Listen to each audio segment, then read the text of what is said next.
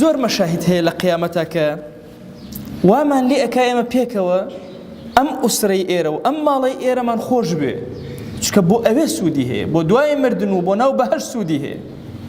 گریمان لە ساحەی مەحشەر تەجاوزمان کرد چوێن ناو بەهەشت. لە ناو بەهەشتە پلەکان جیاوازە، باوکی وا هەیە زۆر خواناس بۆ پلەی زۆر بەرزە، ئەولادەکانی پلەیان نزم یان بەعەکسەوە، ئەولادی وا هەیە زۆر ساڵحە پلەی زۆر بەرزە، دایک و باوکی پلەکەیان زۆر نزمە. بۆیە ئەفەرمێ هەندێک کەس هەیە إن الرجل لا يرفع درجته في الجنة، پیاوی وا هەیە لە بەهەشتا زۆر دەرەجەی بەرزەکرێتەوە، سەری سوڕ ئەمێنێ، ئەم حساب و کتاب و هەموو شتێکی لەگەڵا کراوە ئەم پلەی نییە.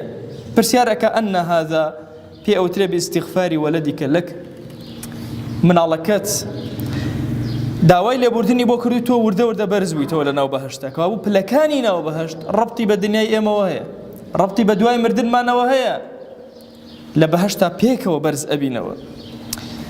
ئەو کەسەی ئەو مناڵی کە قورئان خوێنە، یەکێک لەو فەزڵانەی کە پێی ئەدرێ، بۆیە زۆر گرنگە دایک و باوک وەلەو کەمێکیش بێت لە قورئان جوهدی کردبێ مناڵەکەی خستبێتە سەر قورئان.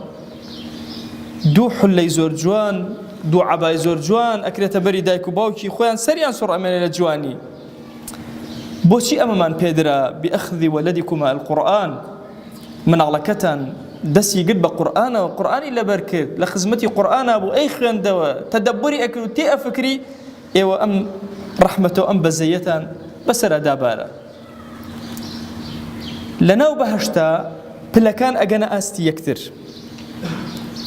ئەم ئاەتە پیرۆزە کە ئەفەرمێ والذین آمنوا واتبعتهم ذريتهم بإيمان ألحقنا بهم ذريتهم، ئەو کەسانە کە ئیماندارن و ئەولادیشان ئیماندارن هەمویان لە ناو بەهەشتا ئەچنە پلەی یەکتر، ألحقنا بهم ذريتهم، دانابەزن بەرزە بنەوە ئەوانەشی کە نزمن، هەمویان ئەچنە یەک ئاست بۆی ئوسرەکەی ئێرەیان تێک نەچێ و خێزانداری و ماڵداری ئێرەیان تێک نەچێ.